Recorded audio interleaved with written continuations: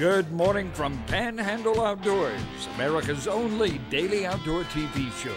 Your source for fishing, hunting, and information for folks who enjoy the great outdoors. Now sit back, relax. It's Panhandle Outdoors.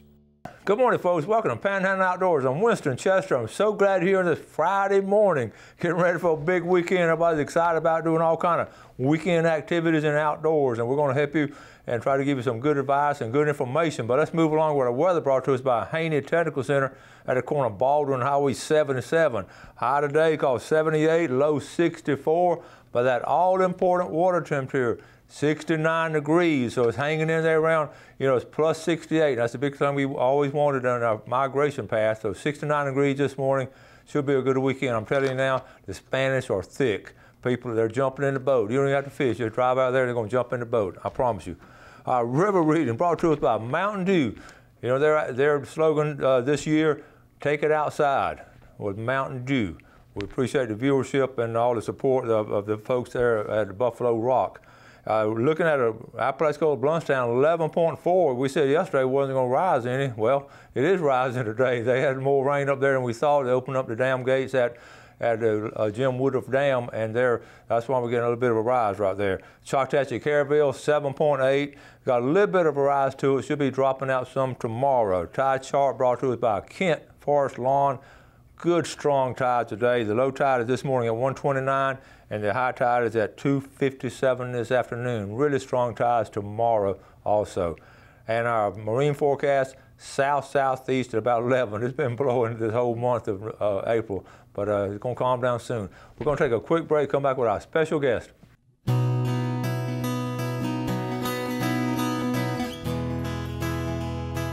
Welcome back, and welcome our guest this morning, Michelle Moody Waltrip. Good morning. Good morning. One of my former students. We're just proud to have her. Thank you. Well, listen, tell folks what you're doing now. We got a lot to talk about. We do. So I grew up here. Graduated in 2001 from Mosley. I've been married for 14 years, and I have 2 daughters now who are in school here in Bay County again. Okay, and you live up off Highway 77? I do. She does a really cool thing. She started off as a nurse, and then she found a true calling in helping young people. And it's something that's so, as outdoorsmen, you're going to understand why we have her on and what you do and all. So tell us, I'll show the pictures. Okay. Okay, what are you doing? So I teach infant swimming resource. It is water aquatic survivor skills. Teaches children 6 months to 6 years old to swim and float and be safe in the water. So if a child were to fall in the water, they're going to flip on their back and float and rest and then continue to swim out. So water safety is huge. That is the premise of everything that we do. Infant Swimming Resources motto is not another child drowns. Yeah. And so you see why we have on this morning. I've talked to people who's taken their kids to her, and they just say it's a miracle and all. Let's look at some quick pictures and all. Just tell us about this first picture, okay? Let's see. Right. Let's go. Let's start right here. Okay. So this little girl is not quite. Maybe she's just over 2. Okay. First year, not her favorite, but parents have been in with her since she was a baby, less than a year old, and she's loving it this year. All right. Let's see. That's my little 3-year-old who's swimming. He's got a good little video here in a few minutes. Okay. And then okay. And this is a baby who started last year when she was less than a year, and now she's almost 2. She has to come to Michelle's pool every day now. And that's one of my little ones floating. Okay. Yes. So you have, now here we go. The pool is at your house, and they come to your house and take lessons. Okay, what are the ages? Okay, so 6 months to 6 years. Lessons are 10 minutes a day, 5 days a week for 4 to 6 weeks. Works on muscle memory and repetition and doing the things over and over again so that when that accident happens that we hope doesn't happen, they get right on their back and they know what to do. They're safe, they have air. A lot of people say, goodness, 10 minutes, that's not long, but I like to ask you, when was the last time you swam for 10 minutes solid, because it's a long time. Yeah, swimming 3 minutes is hard. And I just love, I've been aware of this for a little while now, her doing this, and like I say, the people I've talked to, and they just thrill with their, and you know, as parents and grandparents and neighbors and friends and all, we all have that same desire to get all these young people to learn how to swim and learn how to survive, really. It's true, and drowning is the #1 cause of accidental death in children from 1 until 4 years old. It's preventable, and so knowing what to do. Yeah, and the thing about it, you just have this personality, you fit right in. How long are you in the pool each day? A little over 6 hours every day. I've got about 35 students in the pool with me every day. This is amazing. So when you tell people, well, I'm in the pool 6 hours, it sounds like it's on vacation, but no. Right, it's a lot of work. It's a lot of work for them and for me, but it's so rewarding. I know when you see the kids start moving around and just start making right motion, it's cool. Absolutely, absolutely. Well, what we're going to do, we're going to show you how to get a hold of her and all. We're going to do one more segment with Michelle. Then the last segment, of course, we're going to do our famous Friday fishing report. But you start at what age now? 6 months. 6 months. So as soon as a baby can roll both ways and they're crawling, they have potential to get to the water. What do you keep the water temperature in your pool? What's your water temperature? Good question. The water is 78 to 88, and there's certain reasons why, but I'm constantly checking their temperature and seeing if they're getting fatigued, because sometimes 10 minutes is plenty long. We even hop out before then. So especially their little bodies, you know, they're moving around. They're little. Their temperatures are hard to regulate. So yes. Yeah. It's something really good for outdoorsmen now. So we're going to take our first break, and we're going to come back with our next segment with Michelle.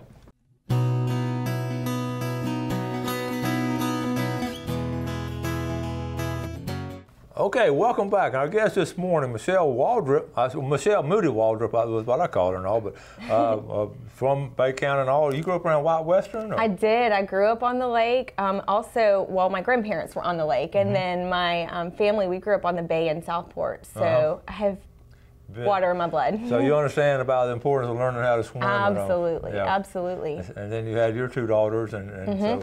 Yeah, some really cool stuff. We got a couple of short videos. These are fascinating. Michelle sent these to me, and let's talk about this first one right here. Tell us sort of what's going on. So this little boy is 3, and he's swimming, and then when he needs air, he gets on his back and he floats and he's resting, and then he's continuing his swim. So until he can safely exit the pool. Wow. Yeah. Now, how old is he? He's 3. So, I mean, 3-year-olds don't need swimmies and all that good stuff. You know, I don't know if I told you, I don't know if we even shared this, way back when Bay County would teach, we had swimming lessons for kids in Bay County way back, and the coaches, we taught swimming in the summer. So I always had like the 3rd or 4th graders. So I know I sort of have a tie-in, and we did that at Mosley Pool. Yes. And it was fascinating. Probably taught me. Yeah, well, if you went through the program. I did. Okay, so now this next little, short video, but man, this sums it all up. Watch this right here. So this little girl's a floater. She wasn't quite coordinated enough to swim, but look at how she gets on her back. You taught her how to get on her back. And she's happy. She's breathing. She's good. We're gonna watch this again, okay? Because how many times do you see a kid fall in the pool and everything, okay? She didn't need a parent to grab her out of the water, because she knew what to do. She knew what to do. She knew to roll over. Yes. That is so cool. Okay. Yeah. So I know it's just a thrill to see them as they develop that. Oh, absolutely. So, it gives me chill bumps every time. Still, and I know they can do it, but it still does. Yeah. And I love your passion for what you do and all. And it's like we all want to do things to help people, and you're doing that. Now on the screen, just putting your number and all, how to get a hold of you and all. And very good. So the course lasts how long? Generally 6 weeks. Sometimes, depending on their ability and their skill level, they can do it in 4 weeks. But generally, we say 6 weeks, and then we have days that we lose to weather and little things like that. But. And you know, you brought up a good point before. You and I were talking before the show. When the storm hit, a lot of people have pools now. A lot of people have pools. And you brought up a good point about the privacy fence were blown down, and you got other people coming in the yard accidentally. So fences, pool enclosures, and it's all about layers of protection. We can have the alarms and the fences and the gates and the barriers, but kids can still get through those. Yeah. And so if they know how to swim and they know how to float and know how to save themselves, it makes a big difference. what do you see when you first get the kid and all? Are they sort of naturally scared, do you think, or what when you in general when you see probably the first week can be a little bit challenging for them as well as me. I'm a new person, so a lot of times it's just a new person. It's not mom. It's kind of like putting them in a car seat. Sometimes they cry because they don't want to be in their car seat, but we do it to keep them safe. And so same kind of thing. We're going to do this, but once they realize every day we're doing this, it really gets better, and they get to a place where they really do enjoy it. That's cool. The biggest thing I see coming out of it is just they're going to be safe. I mean that's the big thing. And I've had probably 4 to 5 families that have come back to me and said, Michelle, my kid fell in the water and they got on their back and floated. I mean, that's 5 potential lives that have been saved because they knew what to do. What a testimonial, and that's why I want you on the show, because we have so many outdoor people. We have so much water around. In fact, I would always tell the students, you may or may not remember, we live in Bay County. It's not Pine Tree County. It's Bay County. So true. And the whole Panhandle has so much water, fresh water ponds, and rivers, and the bays. Absolutely, absolutely. Now, what do you enjoy doing yourself when you get time to take a break? Anything outside, to be honest. I still enjoy swimming outside of swimming lessons. We enjoy wakeboarding. We snowboard a lot. We make it out to Colorado. I told Coach Chester I was going to take up fly fishing this summer. So all right, there you go. So we're excited. Up in North Georgia. In North Georgia, we found a little cabin on a creek, and we're gonna. That's gonna be fun. It is. It's gonna be fun. It is. And your husband, he's on the water a lot. So. He's a captain of big ships and big ships. Big ships. So we're always on the water, and I think that's why this was so important to me. Because it's just what we do. Well, I know from when I learned from you when I had you, and you had a heart for helping people. Absolutely. And that's so you went into nursing, and then you went into this, and you've always done that. And so I know I'm proud of you. I'm proud of what you're doing. And thank you. I said, could you imagine way back when you were at Mojo thinking that you and I are going to be on a TV show and talking about you doing things like this? True. Would you imagine you were going to teach swimming lessons? Never. I had no idea. I didn't even know it was a thing until I had kids, but then I realized the importance of it. The importance of it. That is so cool. All right. So any closing comments and all? You want to invite people to, you have a waiting list, or you got? I actually do. Yeah. I do have a waiting list, but I always tell people I would love for you to come out and watch a lesson because I think people see videos sometimes and they're like, "You're going to do what?" But it's very gentle. It's a slow progress. Anyone's welcome to come out and watch a lesson. I have parents that would be more than happy to talk to you. But yes, I have a Facebook page. Also, my number is going to be given out. But I do. My next lessons with openings will begin in August. Okay. So go at least get signed up and plan ahead and all. That's cool. Yeah. Okay. Well, you got to do one last thing before you leave, and we always and this is irony because I'm going to let you draw the names, okay? And the names will go to Tarpon Dock Seafood, but there's a guy named Clay Davis who's going to be watching this morning getting the names. And you know Clay. I know Clay. Clay and Amanda's baby is in one of those pictures. Oh, so, that is cool. That is cool. Okay, the first name you draw out is going to win a $20 gift certificate. Okay. And the second name is going to be a red snapper. Okay, so here we go. So pull one out.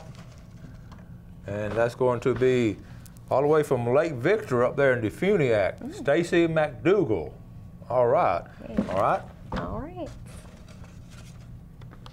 And that winner, all the way from Apalachicola, Johnny Lee Chambers. So we got one winner in Defuniak, one winner in Apalachicola. That pretty well covers our area. It does. Well, okay. We're going to wrap things up this segment. We're going to take a break, and we'll come back and do a famous Friday fishing report before you go and show you how much I appreciate you getting up early. Thank you for having me. And it's always nice to reconnect with and see what everybody's doing. So y'all doing so many good things. Thank you. So we appreciate you. Thank you so much for having me. Okay. Folks, we'll take a break and come right back with our famous Friday fishing forecast.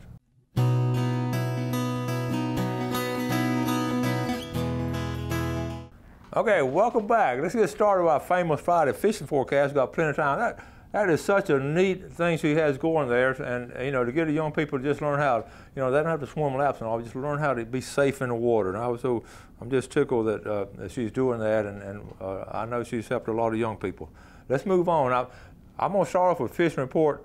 We're coming out of, this is our Larry Brown over here from Bunker over off the Choctahatchee River system, and I'm going to read his report first. This is a little long for Larry now, so I'm going to go ahead and read it first. I'm finding brim in warm spots. I noticed the water in my canal was warmer than the river and the brim were thick. That speaks volumes right there. The canal is a little bit warmer than the river. And so here's what Larry says: watch the temperature on your electronics. That's so important. All right, sun up and sunset are paying off for trout and redfish. He's out in the bay system now. Limited out in trout and caught 3 reds within 1 hour. Seems like the dark conditions are when they're feeding, and of course early and late and all. And let's see, then he finishes up. Look for grass flats. Okay, let me go back here. He's finding. Let's see. He's just the grass flats west of the 331 bridge. Okay, the grass flats west of the 331 bridge would be right in this area in here. These grass flats. Okay. West of the bridge. Let's see, move on down. He said, I'm seeing reds along the causeway all morning. Now, if you fish a causeway, you don't need a boat, okay? No one was complaining about the bass bite this week. In other words, they're catching a lot of bass over there. All right, last paragraph. You'll appreciate this one. The snakes are moving. I had a moccasin fall on my shoulder, and a friend had 2 mess with him. Also, I've been seeing more big gators lately. Everything's waking up. It takes a whole lot of fishing to do a little bit of catching. Now remember that about the moccasins. We talk about it a lot on the show because this time of year now, they're going to fall in. If you up in these sloughs and all, chances are, now I hate for them to fall on my shoulder, but I don't mind them falling in the boat. I'd rather fall in the water. But just be aware of them, and the moccasin is the most aggressive snake there is. So be aware of that. And if you fish up in those sloughs, Gail won't fish with me up in those sloughs anymore, because of the things we used to do when we'd have snakes falling there. She just didn't like that, so she won't go. I can't take her fishing up in the sloughs. Okay, let's finish up the freshwater. Billy Grantham up in Sneed sent me a report. They're catching them on the Chattahoochee. They're catching them from the boat ramp in Chattahoochee. That's pretty strong right there. He saw 10 boats out there at one time. I ran by Jack Wingate's yesterday. Gail and I did. We're up there in the South Georgia doing some family research and all. I just ran by the old Jack Wingate landing. I got some video coming up Monday, and they were biting. The early morning bite was real strong up there on Lake Seminole. Howard Creek. You see what Levon. You saw what Levon and them did. Levon and Tammy. You saw the freshwater fish they caught. Sand Hills are hot, and okay. Let's go to saltwater. The biggest thing on saltwater, like we've been saying, let me see, he wants to play around with me. Saltwater, the Spanish are hot. If you're going to catch in the saltwater, now's the time to do it. Okay. The biggest thing. Okay, let's go real quick. Where they're catching the Spanish. They're starting at, some people are starting at Hathaway Bridge, and coming down right through this area here. But there's some spots over here off this point right in here, okay? Now, most people are going right out of the pass also and just trolling up and down through this area here. But the Spanish are real thick. I've done this 3 weeks in a row now. I showed you this area, so that might tell you something on the Spanish. I also want to mention cobia. They're catching cobia for about 2 weeks now. They've been catching cobia. The biggest one I've found that's been caught in the Panhandle has been an 87 pounder off of Pensacola. Most of the cobia they're catching are in the 40 to 50 pound category, some 35 pounds. So the cobia bite they're not as near prevalent as they used to be, but they are out there. The peer report has been Spanish and pompano and redfish. I do want to mention the East Bay fishing is going to be really strong this weekend. You're going to have that southeast wind, so you're going to have some good fishing off East Bay, Sandy Creek mouth. Let's go down. Surf fishing is still hadn't really kicked in. The best place to surf fish for pompano, again, I've said this 3 weeks in a row, is the west end of Panama City Beach. There's a little bit more water clarity out there. There just seems to be more pompano being caught on the west end of Panama City Beach, actually on Cape San Blas or St. George Island. But it's about to kick off. Somehow it always kicks off faster on the west end of the beach than it does off the Cape. And I'll be going to the Cape soon and doing some surf fishing and giving y'all a first-hand report. Red fishing is strong in Apalachicola Bay. That's all I want to say. A lot of tournament people fish Apalachicola Bay, and it's just really strong. And the oyster bars is going to be strong fishing over there. St. George Island, again, I've heard mixed reports from St. George Island, and I'll be going down there probably next week also, and I'll try to give you a first-hand report like I did on Lake Seminole when I went there yesterday. The biggest thing in Carabel, they're at the mouth of the river. They're catching some good trout at the mouth off Seaquarters Marina. Okay, and let's see what else I wrote down. I wrote down all kinds of things for you. Again, I put an asterisk by Spanish. Spanish are just really strong. And the sheep's head bite, I had mentioned sheep's head. I've seen pictures every day this week of some really nice sheep's head being brought in. Don't forget, on yesterday's show, I had Gil show you that unique way of catching fish, and that's really a unique way. Now, I'd like for y'all to try that and give me some feedback on how y'all are doing. The flounder bite, believe it or not, there's some people going out flounder gigging. They're not getting very many, but they're beginning to do it now. In April and May, they'll start some gigging. But they're getting a few, 2 or 3 at a time, and of course the experts, the guys are doing good that know where to go and all. So flounder are just starting off, okay? I'll start wrapping things up. Starting next week now, we're going to do our spring sweepstakes. We'll start giving our rod and reel packages away. Got all kind of guests coming on next week, and there's all kind of exciting things. But this weekend, the best bet would be you heard what I said about bass fishing and brim fishing. It's going to be excellent in all those places. The Spanish mackerel in salt water, and then pompano would be next. So you got so much to choose from. You're going to be like a little boy in a candy store. Don't know what to pick out. You have a great weekend. Do something good for your fellow man. Enjoy the great outdoors, and God bless. Thanks for watching America's only daily outdoor TV show, Panhandle Outdoors with Winston Chester, featuring hunting, fishing, and other activities and information to help you enjoy the great outdoors. Join us next time for Panhandle Outdoors.